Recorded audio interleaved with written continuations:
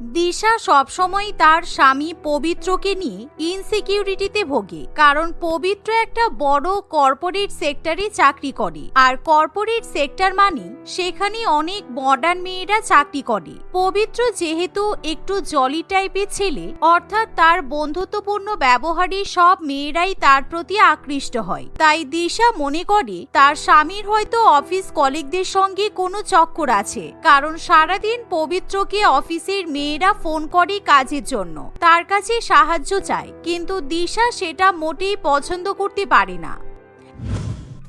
এমনই একদিন সকালে পবিত্র যখন অফিসে যাওয়ার জন্য স্নান করতে যায়, তখনই হঠাৎ করে তার ফোন বেজে ওঠে। উফ বাবারি বাবা, সারা দিন এই লোকটার ফোন বাজছে, আমার আর ভালো লাগে না। আমি সবসময় ইনসিকিউরিটিতে ভুগতে ভুগতে মরেই যাব মনে হয়। নিশ্চয়ই এখন দেখবো ওর কোনো অফিস কলিগ ফোন করছে। দিশা সঙ্গে সঙ্গে তার বরের ফোনের দিকে তাকিয়ে দেখে যে নীলিমা ফোন করছে। নীলিমার নাম বেস্ট ফ্রেন্ড নীলিমা বলে ফোনে সেভ করা থাকে। ওই দেখো, বেস্ট ফ্রেন্ড নীলিমা, এটা আবার কে? এই ছোট লোক, তোমার ফোন এসেছে। তোমার office colleague best friend Nilima তোমাকে ফোন করছে। তোমার কি ব্যাপার বলো তো? তুমি কি অফিস করতে যাও নাকি সেখানে মেয়েবাজি করতে যাও? আমি তো সেটাই বুঝতে পারছি না। উফ বাবা রে বাবা, আমি স্নান করতে এসেছি, এখানেও আমার শান্তি নেই। ও আমাদের অফিসের নতুন জয়নিং, আমার কাছে কাজ শিখছে, কথা বলতে বলতে বন্ধু হয়ে গেছে, আমার বোনের মতো। তাই আমি বেস্ট ফ্রেন্ড নীলিমা বলে সেভ করে রেখেছি। তুমি এতটা আমাকে সন্দেহ কেন করো বলো তো? এই বলে পবিত্র বাইরে বেরিয়ে আসে, আর সে যখন ফোন ধরে তখন তার বউ তাকে ফোনটা স্পিকারে দিতে বলে। তাই পবিত্র যখন ফোনটা স্পিকারে দেয় তখন, কি গো পবিত্র দা, তুমি কখন অফিসে আসবে? আমার তো কিছুতেই অফিসের কাজে মন বসছে না। তুমি বলেছিলে আজকে আমাকে জাভাটা প্র্যাকটিস করিয়ে দেবে, আমাকে অন্য কেউ হেল্প করতে পারছে না। তুমি তাড়াতাড়ি চলে এসো প্লিজ। হ্যাঁ আমি আসছি, তুমি টেনশন করো না, আমি এক্ষুনি পৌঁছে যাব। আর হ্যাঁ, আজকে কিন্তু আমাদের বাড়িতে ফিরতে একটু লেট হবে। অফিসের অনেক পেন্ডিং প্রজেক্ট আছে, সেই কাজগুলো আমাদের করতে হবে। তাই তুমি সেই বুঝে তোমাদের বাড়িতে জানিয়ে দাও, ওকে? পবিত্র এই কথা বলে ফোন রেখে দেয়, কিন্তু দিশা ভীষণ পরিমাণে রেগে যায়। তোমার বউয়ের সামনে অন্য একটা মেয়ে তোমার সাথে এরকম ভাবে কথা বলছে, আর তুমি তাকে এন্টারটেইন করছো। আবার তুমি বললে যে আজকে নাকি তোমার বাড়িতে ফিরতে লেট হবে। তুমি যে আজকে অফিসে গিয়ে কি কাণ্ড ঘটাবে আমি বুঝতেই পারছি। তুমি প্লিজ চুপ করো। আমার মতো একটা কর্পোরেট সেক্টরে চাকরি করা ছেলের সাথে বিয়ে করা তোমার একদমই উচিত হয়নি। কেননা আমার এটাই কাজ। আমার অফিসে অনেক মেয়েরাই চাকরি করে, সবাই তো অফিস করবে তাই না? কিন্তু তাই বলে তুমি প্রতি মুহূর্তে আমাকে সন্দেহ করবে? সেটা তো হয় না। আমি এখন চললাম, আমার মাথা গরম হয়ে গেছে। এমনিতেও আমার অনেক কাজ আছে, তাই আমি আজকে বাড়িতে খাবো না। পবিত্র এই কথা বলে রেডি হয়ে অফিসের ব্যাগ নিয়ে গাড়ি করে অফিসে চলে যায়। অন্যদিকে সারাদিন দিশা দুশ্চিন্তা করতে থাকে। সে সবসময় তার বরের অফিস কলিগদের নিয়ে চিন্তা করে। সে ভাবে পবিত্র হয়তো এখন দুটো মেয়ের সঙ্গে গল্প করছে, কিংবা 2-3টে মেয়ের সাথে বসে লাঞ্চ করছে, অথবা অন্য কোনো মেয়েদের কাজ শেখাচ্ছে। এসব ভাবতে ভাবতেই দিশা একেবারে বিরক্ত হয়ে ওঠে। তার কোনো কাজেই যেন মন বসে না। তাই সে বিরক্ত হয়ে যখন ফোন হাতে নেয় তখনই তার সামনে একটা খবর আসে। বর আর অফিস কলিগ বান্ধবীর হাতে বউ হলো খুন। অফিস কলিগের সাথে স্বামীর অনেকদিন ধরেই অবৈধ সম্পর্ক চলছিল। সেই ব্যাপারে স্ত্রী যখন জানতে পারে তখন তাকে জিজ্ঞাসা করায়, বান্ধবী আর বর মিলে তাকে খুন করে দেয়। সেই খবর দেখা মাত্রই দিশার বুক একেবারে ধড়ফড় করে ওঠে। আমি ভালো করেই বুঝতে পারছি পবিত্র আমার সাথে এটাই করবে। আমাকে যদি এরকম করে খুন করে দেওয়া হয় তাহলে তো কেউ কিছু জানতেই পারবে না। তারপর পবিত্র ওর অফিস কলিগকে বিয়ে করে নিয়ে আসবে, আর আমার মনে হয় ওর বেস্ট ফ্রেন্ড নীলিমাকেই বিয়ে করবে। অসহ্যকর একেবারে। এই বলে দিশা আরো ভালো করে খবর দেখতে শুরু করে। সে যেহেতু সবসময় বরের অফিস কলিগদের নিয়ে ভাবনা চিন্তা করে, তাই ফোনে সে যখনই কোনো খবর দেখে তখনই তার মাথা আরো খারাপ হয়ে যায়। এভাবে দেখতে দেখতে দুপুর 2টো বেজে যায়, কিন্তু দিশা তখনও পর্যন্ত খাওয়া দাওয়া করেনি। সকালবেলা আমার উপর রাগ করে অফিসে চলে গেল। এখন একটু ফোন করে দেখি যে খাওয়া দাওয়া করেছি কিনা। যতই হোক আমার তো বিয়ে করা স্বামী, এই দায়িত্ব তো আমাকেই নিতে হবে। এই বলে দিশা তখনই পবিত্রকে ফোন করে, কিন্তু গদির উপর বিষ ফোড়া, কারণ পবিত্রর ফোন তার বান্ধবী মীনাক্ষী রিসিভ করে। হ্যালো, হ্যাঁ বলুন। আসলে স্যার একটু কাজে ব্যস্ত আছে, তাই ফোনটা আমার কাছে আছে। স্যার এখন আপনার সাথে কথা বলতে পারবেন না। স্যার কথা বলতে পারবে না মানে? আমি ওনার ওয়াইফ বলছি। আর তুমি কে? হ্যাঁ, এত বড় বড় কথা বলছো? তোমার এত বড় সাহস যে তুমি আমার বরের হয়ে কথা বলছো? আপনার বর আমাকে পারমিশন দিয়েছে, তাই আমি কথা বলছি ম্যাডাম। কারণ আপনার বর একটা গুরুত্বপূর্ণ মিটিং এ ব্যস্ত আছে। তারপর আমাদের বস প্রিয়াঙ্কা ম্যাডামের সাথে আপনার হাজবেন্ড লাঞ্চ করতে যাবে, তাই এখন ফোনটা আমার কাছেই থাকবে। আমি আপনার কথা আপনার হাজবেন্ডকে বলে দেব, উনি আপনাকে সময় মতো ফোন করে নেবেন। মীনাক্ষী এই কথা বলে ফোন রেখে দেয়, কিন্তু দিশা কিছুতেই ব্যাপারটা সহ্য করতে পারে না। বসের সাথে লাঞ্চ করতে যাওয়া বার করে দেব। আমি এখনই লাঞ্চ প্যাকিং করে নিয়ে ওর অফিসে যাব, তারপর আমার সামনে বসে আমার বর লাঞ্চ করবে, ওকে কারোর সাথে লাঞ্চ করতে যেতে হবে না। এই বলে দিশা তখনই ভালো মন্দ খাবার প্যাকিং করে নিয়ে পবিত্রর অফিসে চলে যায়। সেখানে গিয়ে দিশা দেখে যে তার বরকে মহিলা মণ্ডলী ঘিরে বসে আছে, যা দেখে দিশা খুবই রেগে যায়। সে তখনই তার বরের কেবিনে খাবার নিয়ে ঢুকে পড়ে। এই যে বিজি মানুষ, অনেক মহিলাদের কাজ শেখানো হয়েছে, এবার সময় মতো লাঞ্চটা করে নাও, না হলে দেখবে আর খাবারও জুটবে না। কারণ এরা তো কেউ তোমাকে খেতে দেবে না, সেই তোমার বউ তোমাকে খেতে দেবে। আরে সবার সামনে কি সব বলছো? প্লিজ চুপ করো, প্লিজ তোমরা একটু বাইরে যাও, আমি তোমাদেরকে আবার একটু পরে ডেকে নেব। পবিত্র এই কথা বললে তার অফিস কলিগরা তখনই কেবিন থেকে বেরিয়ে যায়। দিশা তার বরকে খাবার পরিবেশন করে খাওয়ায়, কিন্তু এমন সময় প্রিয়াঙ্কা ম্যাডাম পবিত্রকে ফোন করতে শুরু করে, কারণ আজকে তাদের দুজনের একসাথে লাঞ্চ করতে যাওয়ার কথা। আই এম সরি ম্যাম, আমার বউ আসলে অফিসে লাঞ্চ নিয়ে এসেছে, তাই আজকে মনে হয় না আমি আপনার সাথে লাঞ্চ করতে যেতে পারবো। ও আচ্ছা, আপনি আসবেন আমার সাথে লাঞ্চ করতে? হ্যাঁ, এখানে অনেক খাবার আছে, আপনি চলে আসুন। এই বলে পবিত্র ফোন রেখে দেয়। আমি তোমার জন্য লাঞ্চ নিয়ে এসেছি, আর তুমি তোমার বসকে এখানে ডেকে নিচ্ছ? পারলে তোমার অফিসের আরো বাকি কলিগ মেয়েদেরও তুমি ডেকে নাও। কোথায় তোমার সাথে তোমার ছেলে কলিগদের সম্পর্ক সেরকম ভালো নেই তো? শুধুমাত্র মেয়ে কলিগদের সাথে তোমার ঘুটঘুটানি। আরে প্লিজ চুপ করো, তোমার সাথে আমার এসব ব্যাপারে কথা বলতে আর ভালো লাগছে না। আচ্ছা দাঁড়াও, আমি একটু নীলিমাকে ডেকে নেই, কারণ ও মনে হয় আজকে লাঞ্চ নিয়ে আসেনি। এমনিতেও আমাদের অফিস থেকে বাড়ি ফিরতে রাত হবে, তাই ও আমাদের সাথে বসে লাঞ্চ করে নেবে। এই বলে পবিত্র নীলিমাকেও ডেকে নেয়। কিছুক্ষণের মধ্যে নীলিমা এবং প্রিয়াঙ্কা ম্যাডাম পবিত্রর কেবিনে চলে আসে। ওয়াও পবিত্রদা, তোমার বউয়ের হাতে রান্না থেকে তো খুব সুন্দর গন্ধ বেরোচ্ছে। আজকে তাহলে আমাদের লাঞ্চ একেবারে জমে যাবে, আর ম্যাডামও আমাদের সাথে লাঞ্চ করবেন। আমরা তিনজনে ভালো করে গল্প করতে পারবো। এই বলে তারা তিনজনে একসাথে লাঞ্চ করতে বসে, কিন্তু সেখানে দিশা নিজেকে খুবই ছোট বলে মনে করে, কারণ কেউ তাকে খুব একটা পাত্তা দেয় না। এমনকি নীলিমা এবং প্রিয়াঙ্কা ম্যাডামকে দেখে দিশার মনে মনে খুবই হিংসা হয়, কারণ তারা দেখতে যেমনই সুন্দরী তেমনই স্টাইলিশ, একেবারে মডার্ন ধরনের মেয়ে। কিন্তু দিশা একেবারে ঘরোয়া প্রকৃতি, তাই সে নিজের সাথে তাদের তুলনা করতে শুরু করে। এই কারণেই আমার বরের আমার উপর মন বসে না, কারণ ওর অফিস কলিগ গুলো সব কত সুন্দরী, আমি তো ওদের তুলনায় কিছুই না। আমি যদি ওদের মতো হয়ে উঠতে পারতাম, তাহলে ও সব অফিস কলিগদের ছেড়ে আমাকেই পাত্তা দিত। এই ভেবে দিশা চুপচাপ সেখান থেকে চলে যায়। কিন্তু সন্ধ্যা হতে না হতেই পবিত্র আবার তার অফিস কলিগ বান্ধবীদের সাথে ডিনার করতে চলে যায়, আর এদিকে দিশা তখনও বাড়িতে একা থাকে। এভাবেই দেখতে দেখতে কিছুদিন পেরিয়ে যায়। অফিসে কাজের চাপে এখন পবিত্র বাড়ির সব দায়িত্ব ভুলে যায়। একদিন দিশা তাদের অ্যানিভার্সারি উপলক্ষে বাড়িতে একটা পার্টি প্ল্যান করে, কিন্তু সে বিষয়েও পবিত্রর কিছু মনে থাকে না।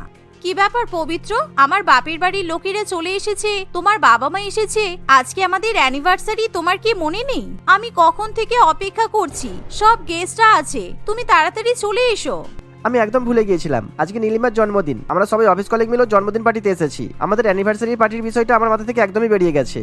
পবিত্র এই কথা বললে দিশা রাগের মাথায় ফোন কেটে দেয়। 1 ঘন্টা পর পবিত্র তাদের অ্যানিভার্সারি পার্টিতে এসে উপস্থিত হয়, কিন্তু সেই সঙ্গে করে তার 5টা অফিস কলিগ বান্ধবীদের নিয়ে আসে, যা দেখে দিশা আরো জ্বলতে শুরু করে।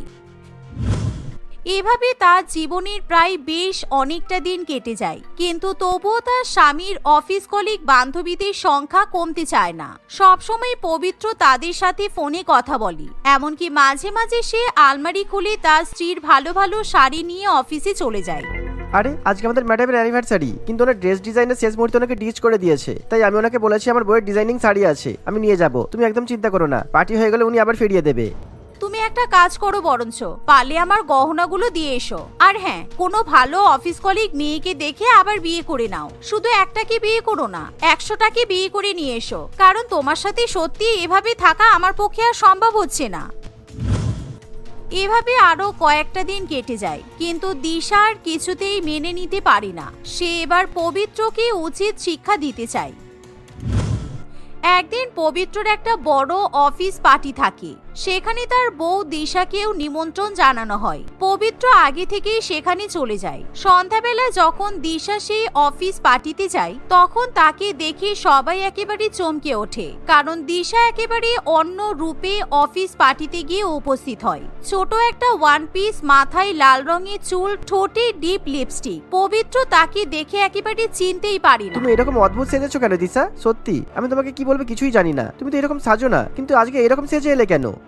বেশ করেছি, কারণ আমি সব সময় দেখি তোমার অফিস কলিগরা তোমার পেছনে পেছনে ঘুরে বেড়ায়, আর ওরা তো এরকমই মডার্ন। আমি ওদের মতো আজকে এখানে সেজে এসেছি। পবিত্রদা, তোমার বউয়ের কোনো স্টাইল সেন্স নেই।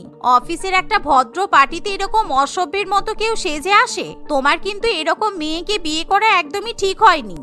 সত্যি স্যার, আপনি কত হ্যান্ডসাম, কত সুন্দর দেখতে, আর আপনার বউ এরকম ধরনের যার কোনো ফ্যাশন সেন্স নেই, আবার আপনাকে সবার সামনে কথাও শোনাচ্ছে। আপনি এরকম বউ একদমই ডিজার্ভ করেন না। আপনি আমাদের মতো মেয়েদেরকে বিয়ে করতে পারতেন, তাহলে আপনি অনেক ভালো থাকতেন। সবাই মিলে এভাবে দিশাকে খুব বাজেভাবে অপমান করতে শুরু করে, তাই তার চোখে জল চলে আসে। কিন্তু পবিত্র বিষয়টা মোটেই সহ্য করতে পারে না, কারণ পবিত্র তার বউকে যথেষ্ট ভালোবাসে। তোমরা একদম চুপ করে থাকো। আমি তোমাদের সাথে সবসময় হেসে কথা বলি, তোমাদেরকে এন্টারটেইন করি, মানে এই না যে তোমরা আমার বউকে অপমান করবে। আমার বউ যেমনই হোক না কেন, সি ইজ মাই ওয়াইফ। ওকে যথেষ্ট সুন্দর দেখতে। ও মডার্ন হলেও সুন্দর, সিম্পল থাকলেও সুন্দর। তাই আমার ওয়াইফকে তোমরা একদম অপমান করবে না। তোমরা শুধু আমার বন্ধু, তাই বন্ধুদের মতোই থাকো। আর দিশা, আমি সত্যি বলছি, আমি তোমাকে ভালোবাসি, আর এদের সাথে আমার কোনো সম্পর্ক নেই। আমি সবাইকে নিজের বোনের চোখেই দেখি। তুমি বেকার বেকার আমাকে সন্দেহ করো। পবিত্র যখন সবার সামনে এই কথা বলে, তখন দিশার আনন্দে চোখে জল চলে আসে। তার মন থেকে সমস্ত সন্দেহর দানা মুছে যায়। সে বুঝতে পারে পবিত্র শুধু তাকেই পছন্দ করে, আর কাউকে পছন্দ করে না। তাই সেদিনের পর থেকে দিশা তার বরের সাথে আর কখনো ঝগড়া করে না। সেই সাথে পবিত্র এখন ধীরে ধীরে তার বান্ধবীদের সংখ্যা কমাতে থাকে। প্রয়োজন ছাড়া সে কখনোই অন্য কোনো মেয়ের সঙ্গে কথা বলতে চায় না। এখন সে সবসময় তার স্ত্রীকেই বেশি গুরুত্ব দেয়। ঢোলকপুর গ্রামে একটা বড় পার্ক ছিল। সেখানে সকাল বিকাল লোকের ভিড় লেগেই থাকতো। সেখান থেকেই কিছুটা দূরে রাস্তার উপর শাশুড়ি বৌমার ওয়েলকাম নামে একটি ধাবা ছিল, যেখানে মৌসুমী ও তার শাশুড়ি মা নিশা দেবী দুজনে ধাবা চালাতো। তাদের ধাবা বেশ ভালো চলতো।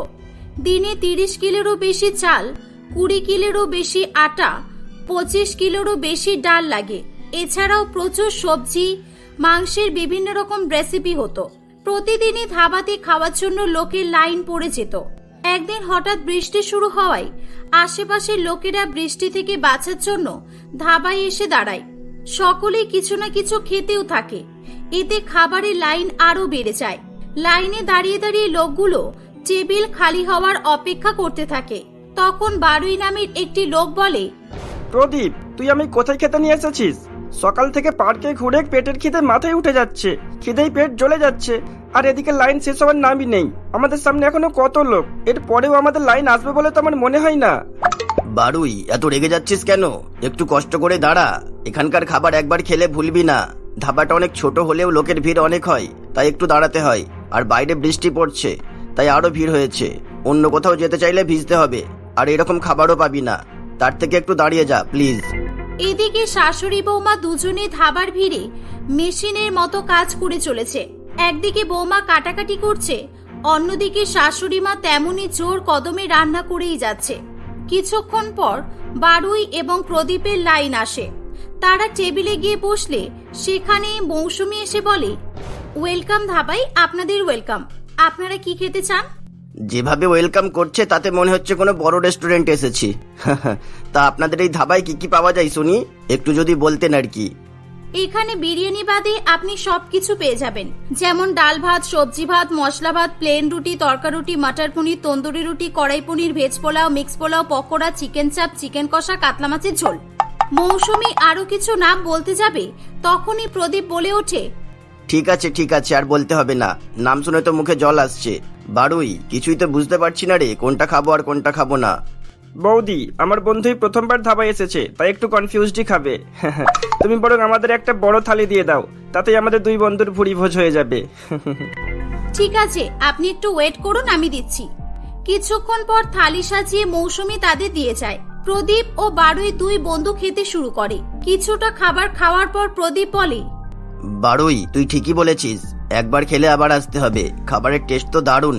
এই খাবার খাওয়ার জন্য লাইন দেওয়া যেতেই পারে।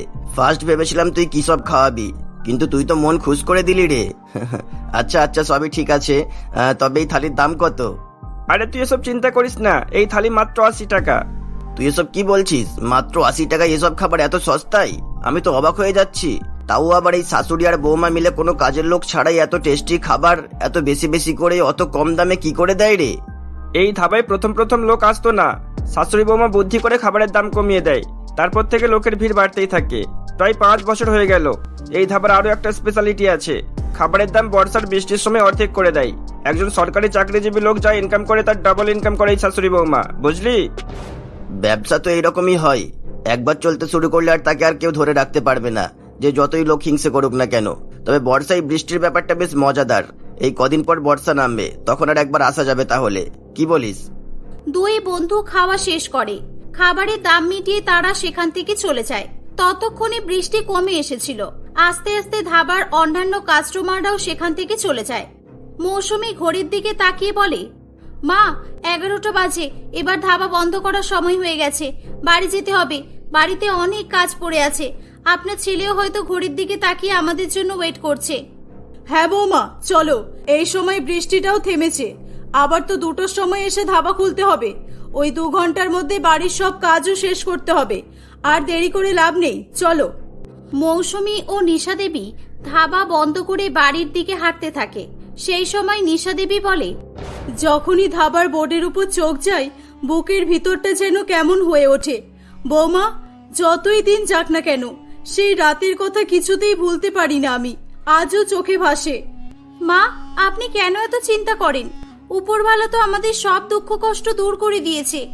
এখন শুধু একটাই কাজ বাকি, রমেশকে বিদেশে ট্রিটমেন্টের জন্য নিয়ে যেতে হবে। দেখবেন রমেশের পা পুরো ঠিক হয়ে যাবে, আবার আগের মতোই ও হাঁটতে পারবে। প্রায় 7-8 বছর আগের কথা। রমেশ একটা কাপড়ের কোম্পানিতে জব করত। সে বেশ মোটা টাকা স্যালারিও পেত। একদিন মৌসুমী কলেজ থেকে বাড়ি যাচ্ছিল। সেই সময় রমেশ মৌসুমীকে দেখে আর তার মৌসুমীকে পছন্দ হয়। রমেশ মৌসুমীর বাড়ির খোঁজ করে। কিছুদিনের মধ্যেই দুই বাড়ির সহমতে রমেশ ও মৌসুমীর বিয়ে হয়ে যায়। মৌসুমী খুবই গুণবতী মেয়ে ছিল। সে সবসময় চেষ্টা করত কি করে সংসারের উন্নতি করা যায়। ওদিকে রমেশের বুদ্ধি এবং হাতের কাজের জন্য মালিক খুব খুশি হয়ে দিন দিন তার স্যালারিও বাড়াতে থাকে। একদিন, এই নাও রমেশ, এই মাসের স্যালারি, গুনে নাও। যদি কোনো কারণে কম হয় দেখে নাও ভালো করে। স্যার, এতে 1000 টাকা বেশি আছে, মানে ভুল করে চলে এসেছে।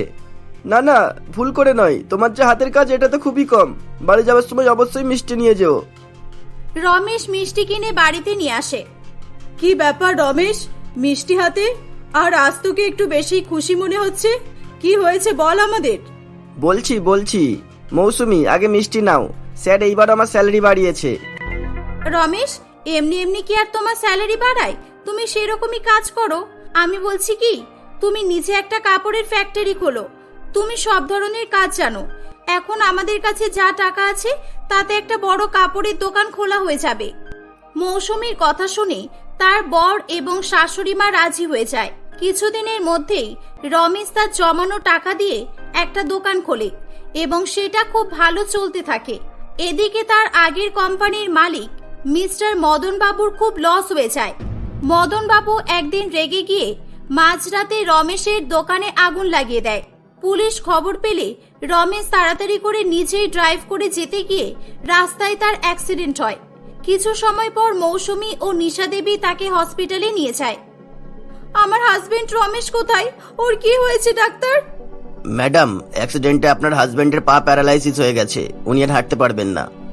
রমেশের পা ঠিক করার জন্য মৌসুমী ও নিশা দেবী বাকি যা টাকা ছিল সব খরচ করে দেয়, কিন্তু রমেশের পা ঠিক হয় না। রমেশের পায়ের জন্য সব টাকা খরচ করে দিয়েও কিছু হলো না। এখন তো খাওয়ার জন্য কিচ্ছু নেই, আমাদেরই কিছু করতে হবে। মা, আমরা যদি একটা ধাবা খুলি কেমন হয়? আমাদের কাছে একজনের মতো খাবার কেনারও টাকা নেই, আর তুমি বলছো ধাবা খোলার কথা? কি করে হবে? আমার এই কানের দুল আর হাতের চুড়িটা রয়েছে, এটা বিক্রি করে সেটা দিয়ে প্রথমে শুরু করি। শাশুড়ি বৌমা সাহস করে ধাবা খোলে। প্রথমের দিকে দু একজন এলেও পরে একটু একটু করে কাস্টমারদের সংখ্যা বাড়তে থাকে। মা দেখেছেন, দিন দিন আমাদের ধাবায় লোক বাড়তেই থাকছে। বৌমা, সবই তোমার বুদ্ধির জন্য, কিন্তু বর্ষা শুরু হয়ে গেছে, এই বৃষ্টিতে লোকজন কি করে আসবে? সেই সময় বৃষ্টিতে ভিজতে ভিজতে একটা লোক সেখানে আসে। আমায় 4টে রুটি ও তরকা দেবেন। আপনি তো বৃষ্টিতে অনেকটাই ভিজে গেছেন, তরকা হতে একটু সময় লাগবে। আপনি বরং ততক্ষণ আমাদের স্পেশাল চা খান। এভাবেই বর্ষায় বৃষ্টির থেকে বাঁচার জন্য লোকজন সেখানে এসে দাঁড়াতো। এদিকে ধাবার খাবারের গন্ধে লোকজন না খেয়ে সেখান থেকে যেতে পারতো না। এভাবেই বর্ষার দিনেও তাদের ধাবার বিক্রি বেশ ভালো চলতো। এভাবেই দেখতে দেখতে 1 বছর কেটে যায়। আবারও বর্ষার সময় নেমে আসে। এইবার বর্ষা শুরু হতে না হতেই প্রচন্ড তীব্র বৃষ্টি শুরু হয়েছিল। বৌমা, সারাদিন চলে গেল, এখনো একজনও এলো না। এই বৃষ্টি তো দেখছি থামার নামই নিচ্ছে না। মা, গত 3 দিন টানা বৃষ্টির কারণে আশেপাশে সব গ্রাম ডুবে গেছে। লোকজন বাড়িঘর হারিয়ে খাবারের জন্য এদিক ওদিক ঘুরে বেড়াচ্ছে। এই পরিস্থিতিতে লোকজন কি করে ধাবায় খেতে আসবে? কিছু সময় যাওয়ার পর মৌসুমী বলে, এত কষ্ট করে আজ আমাদের ধাবায় এই অবস্থায় এসেছে। এই অতিরিক্ত বর্ষায় লোকজন অভাবের জন্য খেতে আসতে পারছে না। এদিকে লোকজন খেতে না এলে আমাদের ধাবা বন্ধ হয়ে যাবে। এভাবে সব শেষ হতে দিলে হবে না, আমাদের কিছু একটা করতে হবে। বৌমা, আমরা কি বা করব? শুনেছে নাকি বৃষ্টির পরিমাণ আরো বাড়বে। আচ্ছা মা, আমরা যদি খাবারের দাম অর্ধেক করে দিই কেমন হবে? ওদিকে লোকজন খেতে পারছে না, আমাদের ধাবায় খাবারের কম দাম দেখে সবাই আমাদের ধাবায় আসা শুরু করবে, আপনি দেখবেন। মৌসুমীর কথা মতো তার শাশুড়ি মা খাবারের দাম অর্ধেক করে বোর্ড টাঙিয়ে দেয়। আশেপাশের লোকেরা খবর পেয়ে ওয়েলকাম ধাবায় খেতে আসে। আবারও মৌসুমী ও নিশা দেবীর ধাবায় লোকজনের ভিড় বাড়তে থাকে। কিছু লোক খেতে খেতে বলে, এই বর্ষায় বৃষ্টিটা অনেক বেশি হচ্ছে, গ্রামের যে অবস্থা তাতে লোকের টাকা পয়সা থাকলেও খেতে পাচ্ছে না। আরে, এই ওয়েলকাম ধাবার খাবারের দাম অর্ধেক করে দিয়েছে, আর এটা বর্ষা শেষ না হওয়া পর্যন্ত তো চলতেই থাকে মনে হয়। লোকজন বসে খাচ্ছিল, সেই সময় একটা ভিখারি সেখানে আসে। কিছু খাবার দাও আমায়, 2 দিন কিছু খাইনি। এই বর্ষা আমাদের মতো ভিখারিদের না খেয়ে মেরে দেবে। শীত গ্রীষ্মের সময় লোকজন ভিক্ষে দেয়, তাতেই চলে যায় আমাদের, কিন্তু এই বর্ষায় লোকজন তো বাইরেই বেরোয় না। কিছু খাবার দাও মা আমায়, উপরওয়ালা তোমাদের ভালো করবে। এই নাও, পেট ভরে খাও, আর লাগলে বলবে, তোমাকে কোনো টাকা দিতে হবে না। উপরওয়ালা আমাদের যা দিয়েছে তাতে এই ধাবা গরিব দুঃখীদের বিনা টাকায় খাওয়ালেও শেষ হবে না। এভাবেই বর্ষার দিনে খাবারের দাম কমিয়ে দেওয়ার ফলে লোকজনের আসা যাওয়া আরো বেড়ে যায়।